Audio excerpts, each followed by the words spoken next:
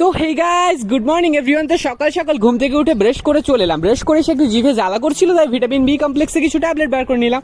তো গাইস, এটার মধ্যে ছিল একটা ক্যাপসুল, তো সেটা খেয়ে বিস্কিট আর চানাচুর সেটাকে নিয়ে এসে আমি ব্রেকফাস্ট কমপ্লিট করে নিলাম। তারপরে ওই ঘরে গিয়ে বসে পড়লাম আমার অনলাইন ক্লাসেসের জন্য। অনলাইন ক্লাস কত ইম্পর্টেন্ট তোমরা তো জানো গাইস।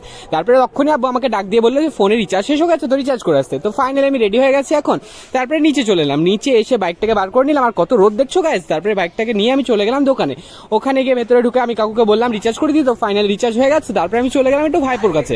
ওখানে গিয়ে ফোনে কথা করছিল, তাই জন্য আমি মানবদার দোকান থেকে একটু ঘুরে বাড়ি চলে এলাম। বাড়িতে এসে দেখলাম আম্মু সয়াবিন আলুর তরকারি বানিয়েছিল, তো সেটা খাওয়া দাওয়া করে আমার মুখ জ্বালা করছিল, তাই একটু জিলাপি খেয়ে নিলাম। মুখটা মিষ্টি হয়ে গেল গাইস। তারপরে আমি টাওয়ালটাকে ওখান থেকে নিয়ে চলে গেলাম গোসল করার জন্য।